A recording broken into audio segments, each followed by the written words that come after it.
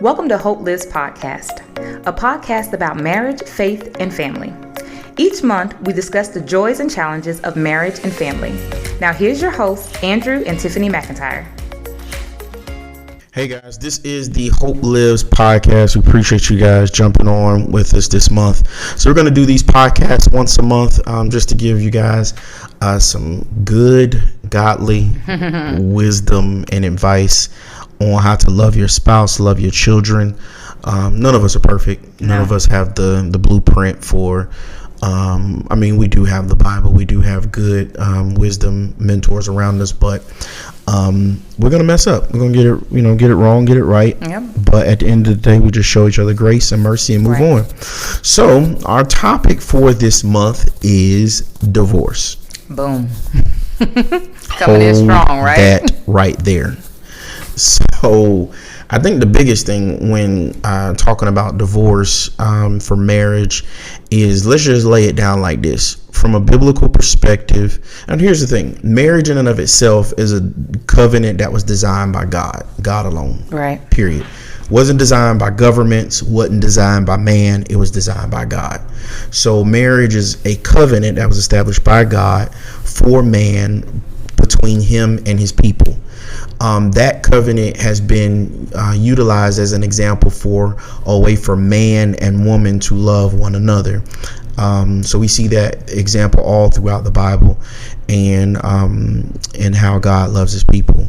So that being the foundation for our conversation, that being the foundation for how we're going to walk this thing out, I've got many questions as a pastor or counselor about like, hey, what do you think about divorce? Or, hey, tell me what should I consider? This is something I'm really leaning towards because my marriage is just not working out. I honestly think at the end of the day, this is something that can be overcome with a lot of work. It takes a lot of work, a lot of grace, a lot of mercy, a lot of changing on both parties' parts. And it's going to be something that at the end of the day, you're going to see the good, bad, ugly, and indifferent. If you thought the arguments between you guys were bad, I think when you're going through a divorce or separation, you'll see it get even worse before it gets better. Yeah. And then what'll end up happening is that you guys will hit rock bottom, and then it'll be a, hey, okay, can we really make this work? Can we really climb out of this hole in this valley? And then now you're saying to yourself, what do I have to do to climb out of this hole and valley? That's the real honest question. And am I willing to do it? What's your thoughts?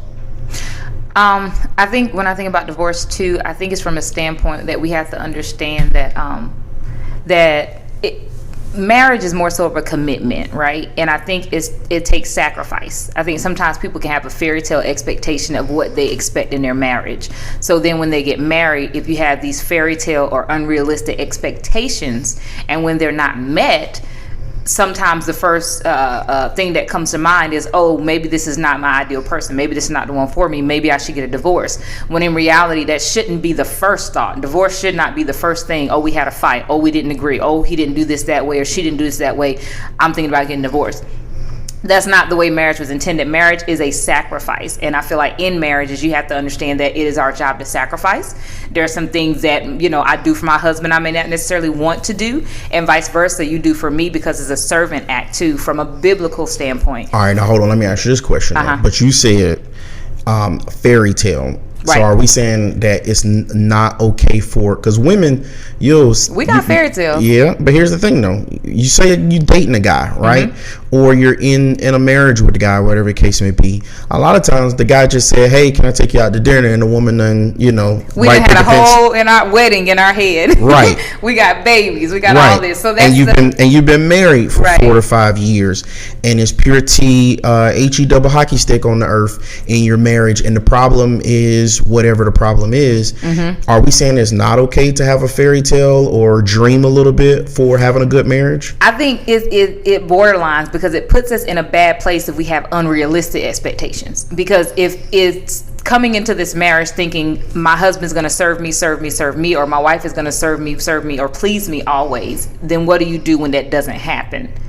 That's the scary part, is understanding that sometimes those fairy tales, what we see on TV sometimes, which is TV and not real life, can give us different understandings or false understandings of what marriage is. And then when our marriage don't look like the TV marriage, now we're scared, we're thinking about maybe this isn't the right marriage. But it's wrong to even try to compare or it yourself doesn't look to, like our parents' marriage. right. So it's wrong to even compare. So I know for us, when we started counseling, right? So when we went to counseling, that was one of the first things my pastor told us about, is having unrealistic expectations. Like, get all your expectations out on the table and let's actually walk through this to see what's realistic and what's not. So that way down the road, when y'all start to hit some hard walls, you know what I'm saying? The first red flag is not the end all be all. And so I think that's the, and so here's the thing though too, there are a lot of things that trigger the word divorce, or even the thought, or the idea that this may be the best route. For some people, you may be essentially going through financial hardship. Right. And that's a big one though. That's a big one. Yeah. Or you may be going through like what we went through, infertility, kids. That's a big one too. Like you may have biological kids and the kids are just slam, not listening to anything you say, giving you the hardest time in the world. Or you may have adoptive kids, or whatever the case may be, and that whole situation is just not as pleasant as it could be, and one parent is checked out and the other one is doing it all themselves, and so that could be an issue as well too. That's very There's true. so many different factors that go into, man, I'm willing to throw in the towel at this point. And so all that to be said is that what I'm saying is that I think that there needs to be an opportunity for you to step away, for both of you guys to step away from the marriage, to really ask yourselves, is what is causing me to think about wanting to throw in the towel? Is it circumstantial, or is it the core of who this person is? Let me dissect this a little bit. So what I'm saying is this: circumstantial is finances. Finances will come and go. Right. The value of the dollar will always change. True. You'll have good times, you'll have hard times. Right. I think everybody experiences that in some way, shape, or form. Money flow will always change. Right. It will, unless you one of the Walmart kids and you was born into just inherited generations of wealth. Like, money will always be an ebb and flowing cycle. So with that being said, that's good. Yeah, finances is circumstantial, right? And so that can be something that can be changed. It can be worked towards, as well as careers are circumstantial. Right. People grow and evolve. So, yeah, people grow and evolve and change. But when I say the core of who a person is that, like, you've married this person, you've been married 8 years, 10 years, 5 years, whatever the case may be, and you find out the person is a habitual liar. Like, they just lie. And so the problem behind that for you is like, when am I ever gonna get a trusted comment? When am I ever gonna get something that's real deal, Holyfield, the truth? Right. At the end of the day. Now, that in of itself is a core issue of who the person is, and will require, from my personal experience and understanding, is going to require some real deal Holyfield counseling. I don't think that that's something that can be changed overnight. Right. That's more than likely a rooted issue. Yeah, it's something that just happened in marriage. It was before that. Right. It was rooted in how the person grew up. Right. Or it's rooted in their understanding of what truth and lies are. Right. Perception. Yeah, their perception. Or they sometimes believe the lies. Yeah, that's right. Or is rooted in how they see themselves. True. And so that's very important for some people. So when I say that, I mean that, for instance, some people, when they address divorce and marriage, it's one of those things of, is it circumstantial, or is it a core issue of who the person is? And I would venture out to say, if it's circumstantial, it can be worked through. Right. At the end of the day, buckle down, see some godly wisdom counsel, seek out some godly wisdom counsel. Buckle down. If it's a core issue, do the same. Buckle down, seek out godly wisdom counsel. And if the person, now once again, if the person doesn't see that there's something wrong with their ways, then there needs to be another discussion that's had, for sure.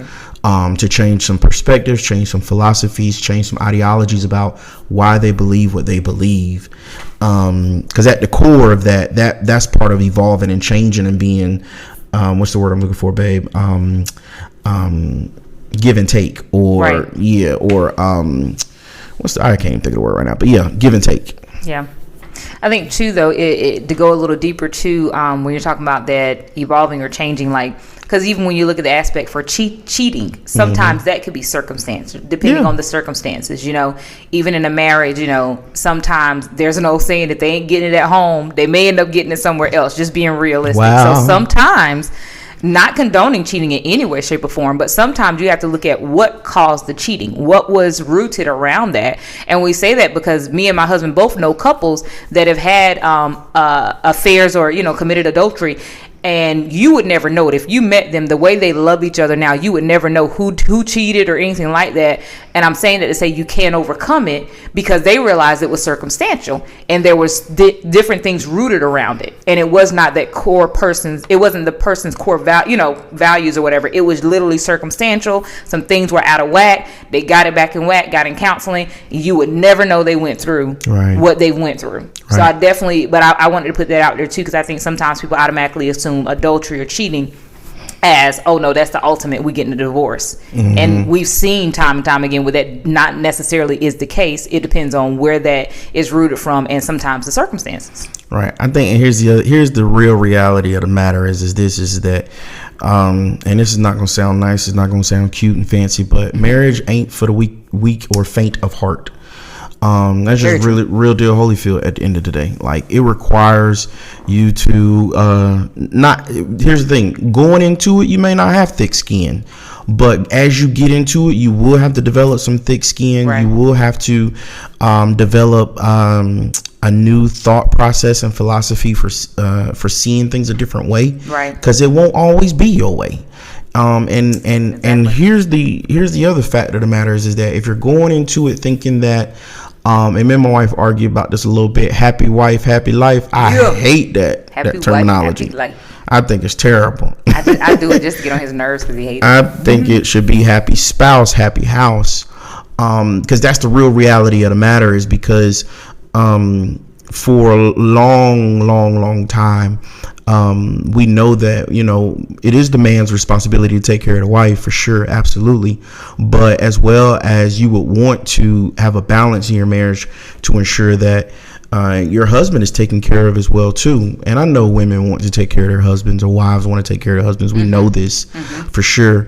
But I just feel like that comment can be very one-sided, and it can give a lot of newlyweds or unmarried people the wrong interpretation of what marriage should really be. Because you're going to have some men that'll get burnt out trying to please their wife. Very true. And you'll get some women who will get spoiled and don't know how to reciprocate that. Very true. And that joker going to be hot, boy. You're going to be bent, tight, upset, trying to figure out, why is this joker not, putting in the same amount of work I'm putting in? Right. And that's definitely not anything biblical. That's definitely man-made. Yeah. Saying. But I think the thing is that, and it's not to say that you don't want to love your wife, and treat her like the queen that she is, and that you're just doing something for, something in return. That's not the full totality of it, but it is to say that, you're there to love one another, and love each other deeply and compassionately, for sure, at the end of the day. Yeah.